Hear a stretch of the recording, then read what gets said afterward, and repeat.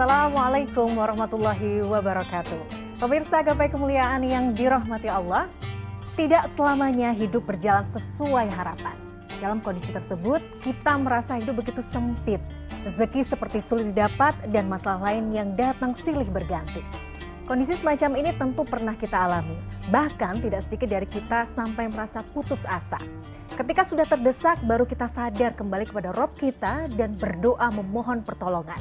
Namun kita sering lupa, di saat lapang kita justru enggan berdoa karena merasa semua baik-baik saja. Subhanallah.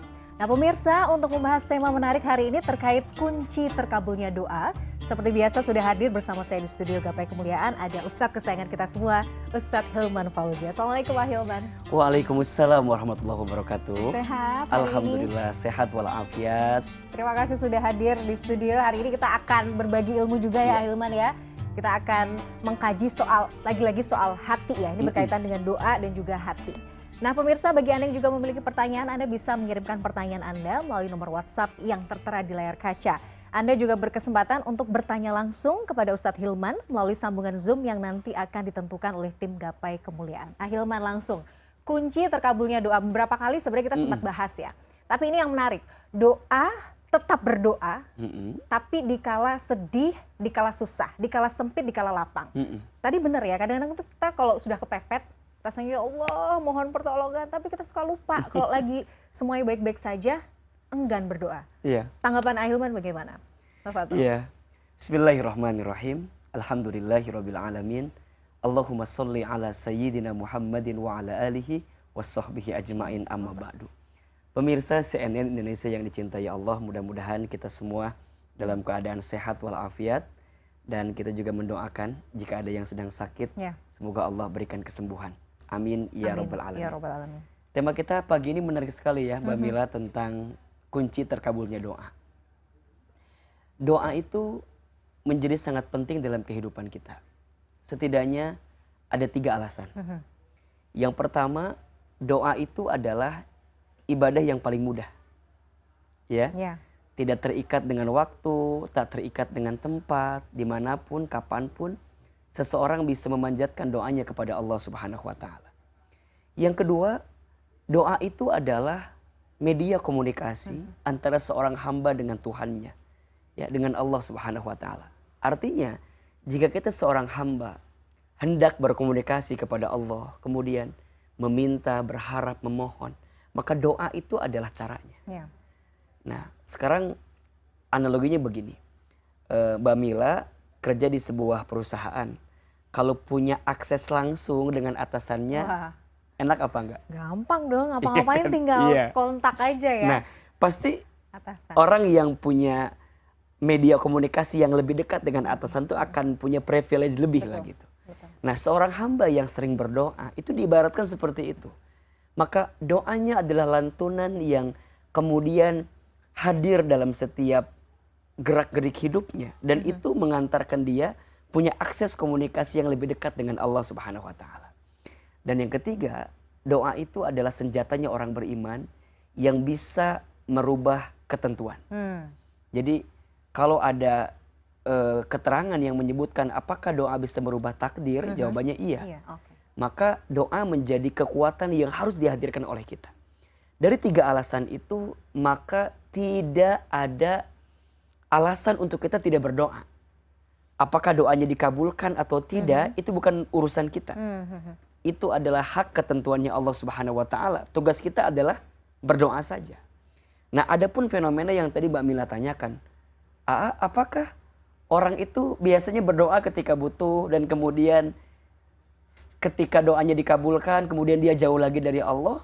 Apakah itu memang ada? Iya. Itu bukan fenomena yang hanya bisa kita lihat, tapi langsung Allah sindir dalam Al-Quran.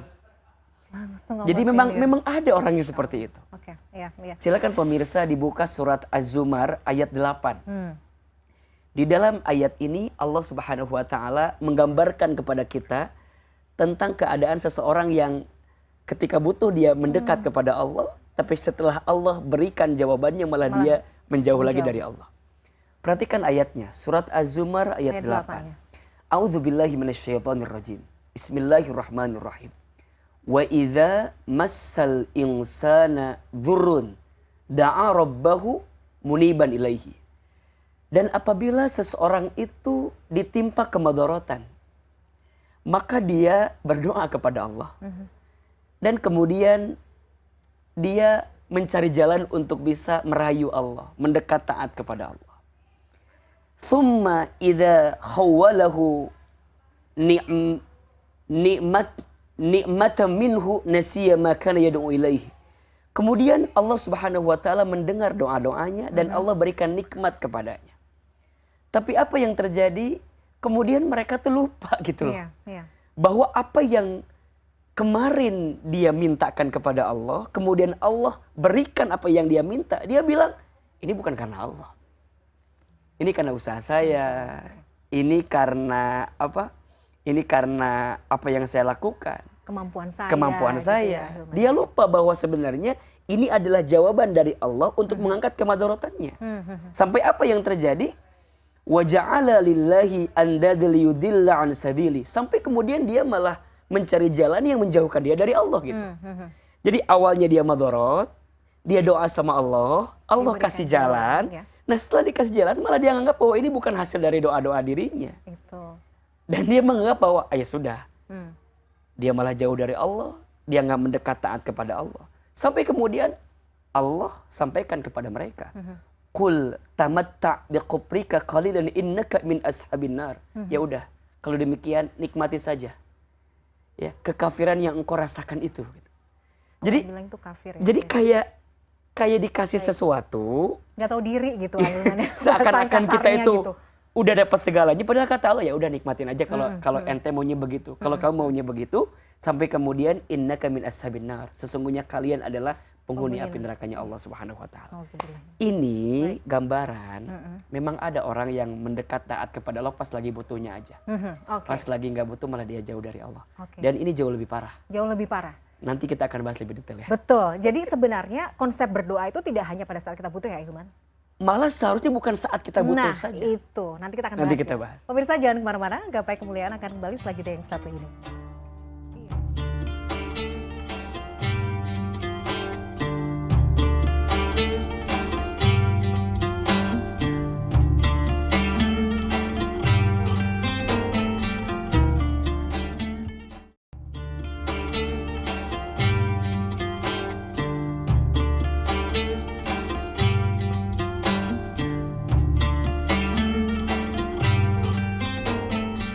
Terima kasih Anda masih menyaksikan Gapai Kemuliaan dalam episode Kunci Terkabulnya Doa. Kita lanjutkan Ahilman. Jadi sebenarnya kita tuh nggak boleh berdoa dalam kondisi sempit aja.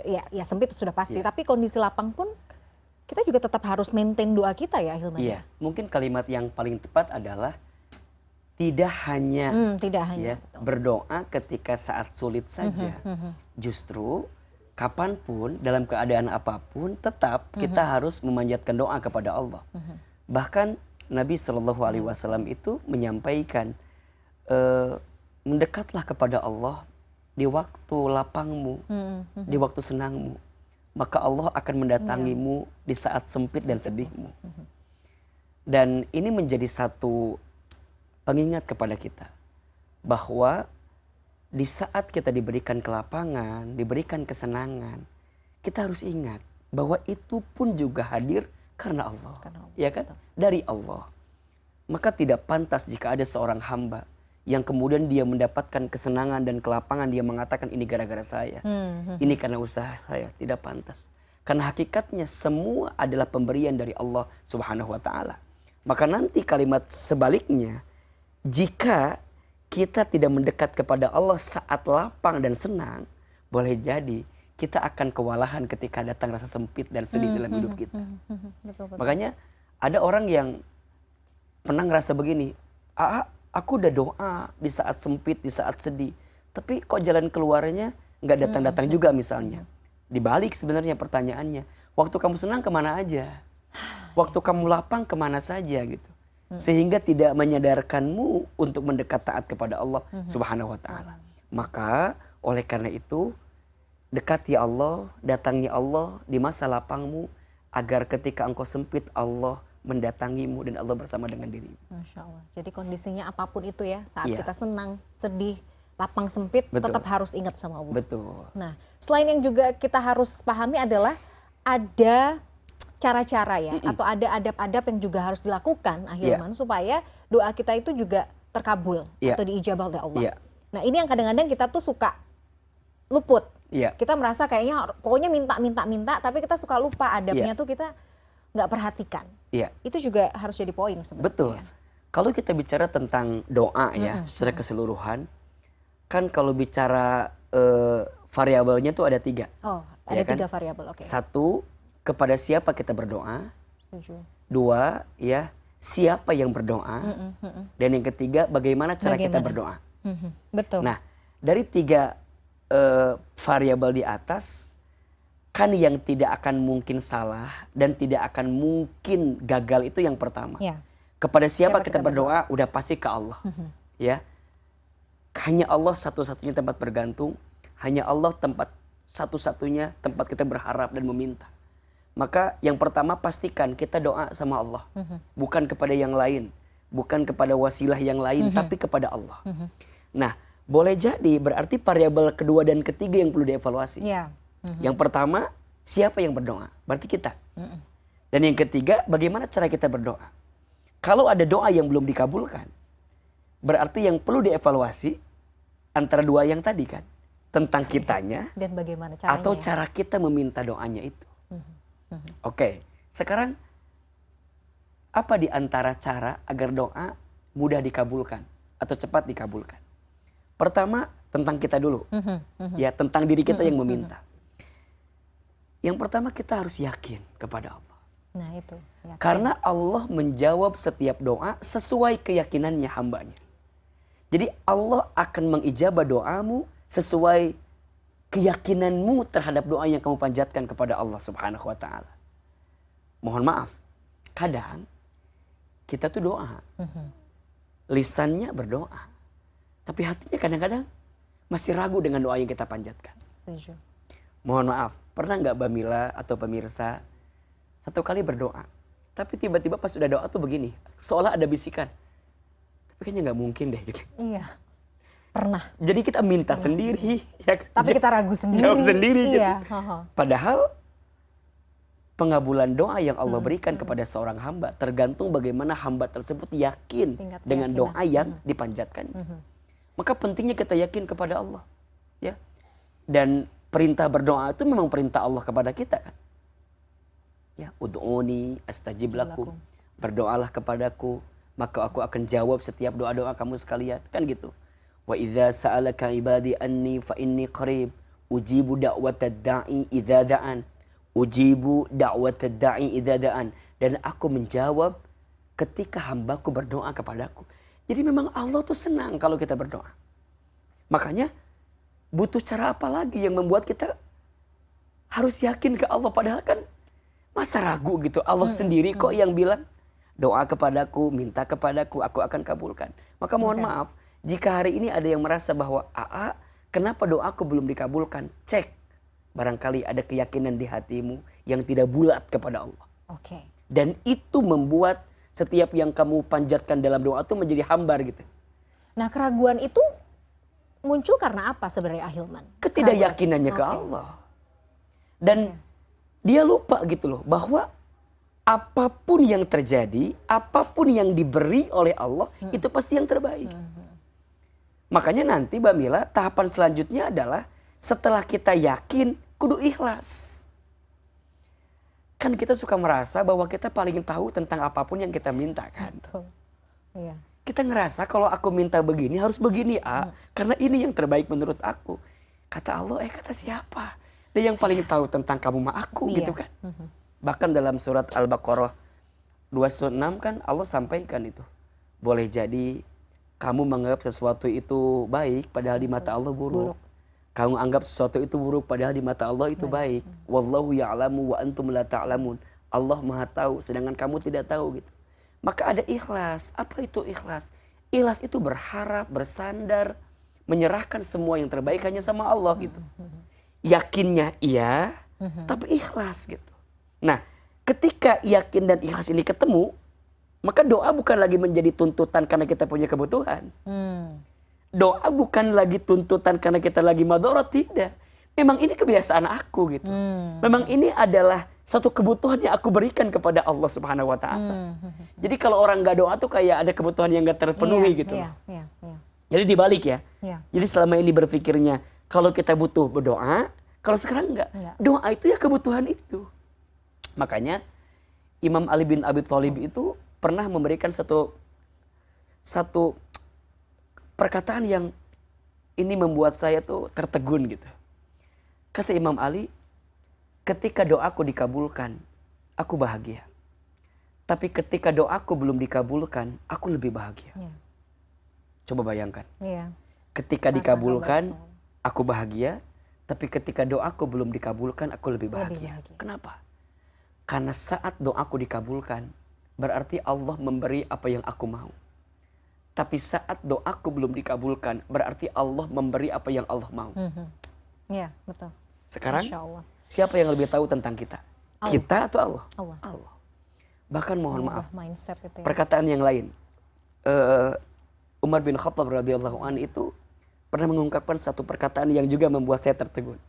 Kata beliau, aku tidak khawatir ketika doaku belum dikabulkan. Aku lebih takut ketika Allah tidak memberikan kesempatan kepadaku untuk berdoa lagi. Yang sering kita takutkan apa? Ketika doa belum dikabulkan. Tapi Umar bin Khattab radhiyallahu anhu mengatakan, aku lebih takut ketika Allah tidak memberikan kesempatanku untuk berdoa.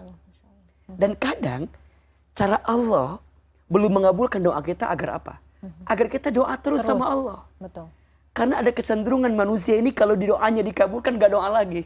Merasa sudah ya, aman merasa sudah gitu. Selesai gitu. Iya, betul. Makanya aku gak khawatir ketika doaku gak dikabulkan. Aku lebih takut, aku lebih khawatir ketika Allah tak memberikan kesempatan lagi kepadaku untuk berdoa. Maka nanti setelah yakin, terus ikhlas, maka nanti yang ketiga, buktikan doamu dengan amal yang disukai oleh Allah. Itu juga penting. Iya. Jangan terus berdoa aja tapi kita masih berantakan juga hidupnya. Betul. Ya Hilman ya. Jadi rayu Allah. Iya. Makanya dalam surat Al-Baqarah ayat 186 Allah sampaikan itu Babila. Bismillahirrahmanirrahim. Wa idza sa'alaka ibadi anni fa inni qarib. Dan apabila mereka bertanya tentangku, katakan aku ini dekat. Ya. Ujibu da'watad da'i idza da'an. Dan aku kata Allah akan menjawab setiap doa hambaku yang meminta kepadaku. Akan menjawab setiap. Tapi ada syaratnya. Ada syaratnya. Apa syaratnya? Lanjutin kalimatnya. Falyastajibu li wal yu'minu bi. Ikuti mauku, yakin kepadaku, itu kan? Betul. Falyastajibu li, maka engkau ikuti saja mauku apa gitu. Jadi ikuti perintah Allah, tinggalkan larangan Allah. Wal yu'minu bi, dan engkau juga beriman kepadaku, yakin kepadaku. La'allahum yarsudun, agar engkau mendapatkan petunjuk. Tuh. Kan. Berarti Allah akan menjawab doa kita kalau kita juga mengikuti persyaratannya gitu loh. Step by stepnya tuh sebenarnya udah diatur ya. Sebenarnya kita tuh tinggal ngejalanin aja ya gimana ya. Iya. Nah, Masya Allah. Yang lucu kadang-kadang begini, yang lucu ya, doa enggak, ngejalanin maunya Allah juga enggak, boro-boro gitu ya. Tapi kalau ada masalah nyalahinnya, kalau nggak dikabulkan nyalahinnya Tuhan itu, gitu misalnya. Iya, padahal kan boleh jadi ada kesalahan dalam dirimu yang membuat engkau tidak merayu kepada Allah dengan rayuan terbaikmu. Makanya nanti ada yang keempat, ya apa? Ada cara-cara yang membuat kita itu bisa terjaga dari tidak dikabulkannya doa. Misal, kasih tes sedikit nih. Ya, maksiat. Nah, ada makanan yang haram kita makan. Nah, ini menjadi salah satu faktor kenapa doa kita belum dikabulkan. Seberapa dahsyatnya ini? Nanti kita bahas. Sama satu lagi, misalnya kita minta didoakan sama orang soleh. Nanti kita bahas ya. Siap. Pemirsa jangan kemana-mana, Gapai Kemuliaan masih akan kembali setelah yang satu ini.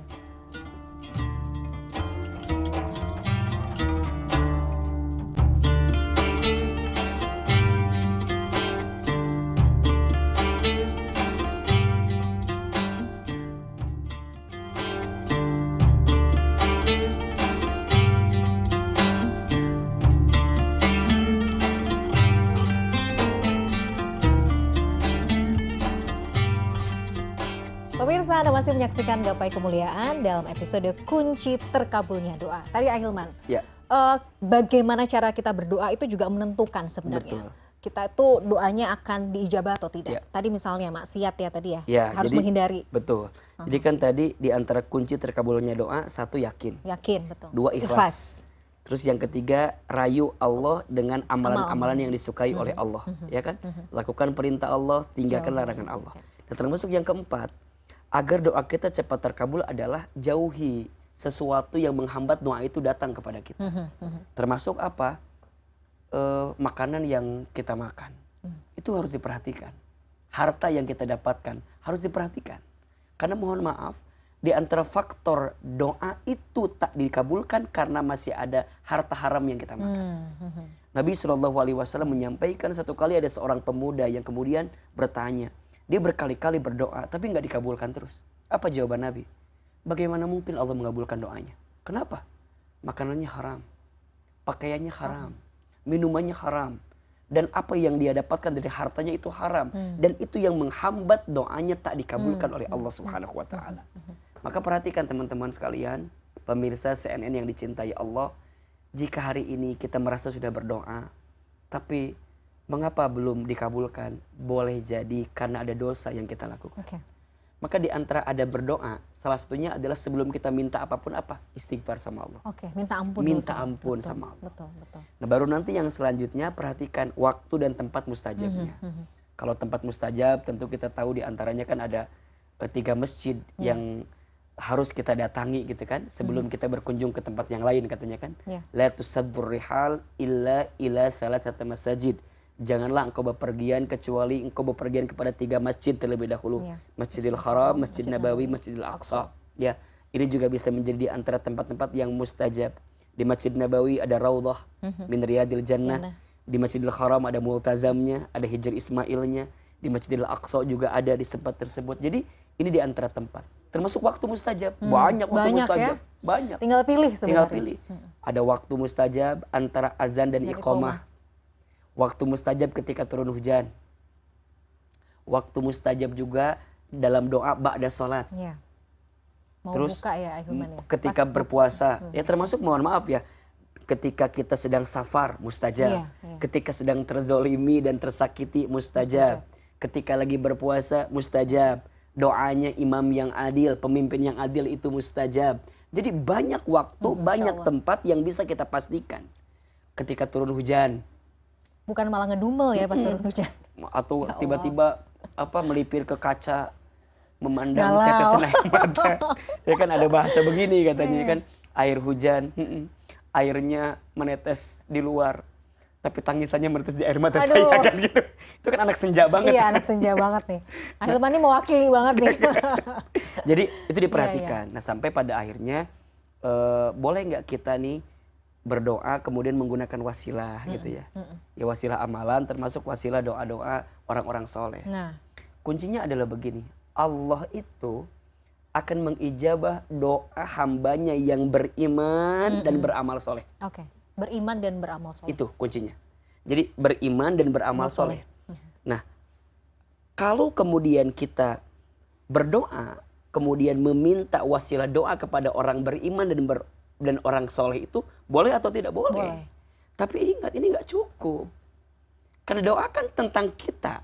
Anda yang butuh ya, mohon maaf gitu ya kadang-kadang ya. Nah, jadi kalau kita sudah meminta juga dan kita juga tidak berusaha untuk mendekatkan diri dengan sesuatu yang Allah suka dalam diri kita, ya agak sulit gitu. Maka dibarengi gitu. Ya, makanya penting kita punya guru yang soleh, punya teman yang soleh. Setidaknya agar kita kecipratannya jadi soleh kan jadi gitu. Ikut ya ke bawah ya. Kita bukan orang soleh, tapi kita mencintai orang soleh. Agar kemudian saat mereka berdoa kita juga mendapatkan kebaikan dari doa-doanya orang soleh. Masya Allah, betul-betul. Nah yang lucu adalah udah mah kita nggak soleh, nggak deket sama orang soleh, nggak mau jadi soleh. Doa juga malas. Aduh. Nah jadi agak beratnya di situ. Jadi meminta wasilah untuk didoakan itu juga boleh. Tapi ingat yang butuhkan sebenarnya kita. Jadi dibarengi juga ya. Betul. Kita juga harus berusaha. Nah, Ahilman, misalnya kita tuh kadang-kadang manusia ya suka tergesa-gesa, suka ngatur Allah gitu. Maunya tuh ya Allah tapi saya maunya ini gitu. Iya. Iya dibarengi dengan doa sebenarnya ahilman. Cuman kadang-kadang mengatur gitu. Ya Allah, saya maunya A, saya maunya A. Boleh nggak? Atau kita sebaiknya berdoa, ya Allah, yang terbaik aja menurut Allah. Iya. Kan ada yang bilang boleh tuh doa tuh spesifik. Iya. Tapi di sisi lain karena merasa gimana ya? Tapi kan terserah Allah. Allah yang tahu terbaik buat saya gitu. Makanya Sebenarnya nanti ada 5 adab dalam berdoa. Oh oke. 5. Yang pertama memuji Allah. Allah senang dipuji. Dan Allah memang yang berhak dipuji. Iya. Maka sebanyak-banyaknya kita memuji Allah. Ada Asmaul Husna yang sering kita bacakan. Itu adalah bagian nama-nama yang bisa kita sebutkan dalam doa. Yang kedua, tentu kita hadirkan selawat kepada Nabi SAW. Agar nur Rasulullah SAW itu menyertai setiap doa yang kita panjatkan. Yang ketiga, merendahkan diri dan menghinakan diri kita di hadapan Allah. Jadi Allah tuh senang. Satu sisi di awal kita muji Allah. Nah baru kemudian kita menghinakan diri kita. Ya Allah hamba banyak dosa. Ya Allah hamba lemah. Ya Allah hamba tak punya daya upaya. Makin hamba itu menghinakan diri, Allah senang. Makin senang ya.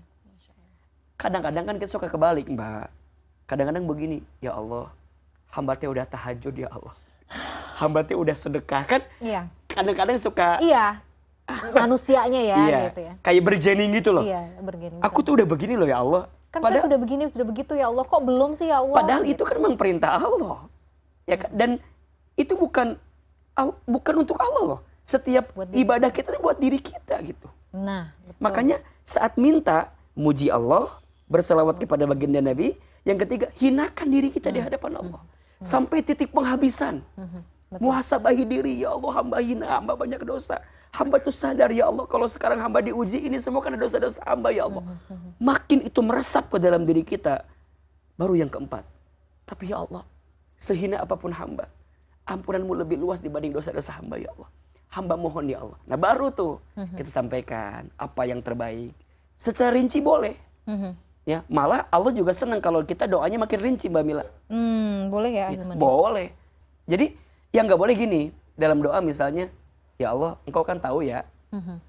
Gak usah hamba bilang kan engkau juga tahu ya. Nah, itu gak bisa begitu gak bisa begitu juga. Okay. Justru makin kita merendahkan diri dan makin setelah itu kita mendetailkan apa permintaan kita, itu bagus. Baru nanti yang kelima nih, belajar menyandarkan semua ketentuannya hanya sama Allah. Ya Allah, hamba sudah meminta, tapi hamba yakin yang terbaik adalah apa yang kuberikan kepada hamba. Betul. Maka balikin lagi ke Allah, muji lagi. 5 berarti. Muji Allah, sholawat, merendahkan diri, menyampaikan permintaan kita, baru kembalikan semua kepada Allah. Dan insya Allah sih kalau lima-limanya ini sudah dilakukan, petunjuk itu pasti akan ada. Apalagi sudah itu tadi, sudah tulus menghinakan diri serendah-rendahnya di depan Allah. Betul. Masa sih Allah nggak akan jawab ya? Betul. Dan ingat ya, cara Allah mengabulkan doa itu ada 3 kan. 1 yes, 2 wait, 3 no. Yes. But even no, maksudnya ketika pun tidak. Iya. Allah tuh tetap ngasih kita. Makanya yes, Allah berikan sesuatu sesuai dengan apa yang kamu minta. Wait, tunggu. Allah berikan di waktu yang tepat. Dan yang ketiga no, Allah gantikan dengan sesuatu yang lebih baik dalam pandangan Allah. So pada kesimpulannya, apakah ada doa yang gak dikabulkan? Saya kira semuanya dikabulkan. Hanya cara pandang kita aja memahami doa itu. Masih terbatas. Baik. So mulai hari ini belajar melapangkan hati bahwa tidak semua yang kita inginkan harus terjadi. Karena Allah selalu tahu cara terbaik untuk mengabulkan doa hambanya. Jika doamu belum dikabulkan di waktu yang cepat, maka Allah akan kabulkan di waktu yang tepat. Dan ingat, di saat lapang maupun sempit, senantiasa berdoa. Bahkan mohon maaf, kalau nggak dikabulkan di dunia, mungkin Allah akan sampaikan itu di akhirat. Makanya nanti Mbak Mila, ada seseorang yang ketika kembali kepada Allah, dia terkaget-kaget karena mendapatkan tempat yang sangat spesial. Sampai kemudian dia bertanya, ya Rob, kenapa aku ditempatkan di tempat yang spesial ini? Padahal amalan-amalanku tidak sespesial ini. Apa kata Allah? Bidu'aikum.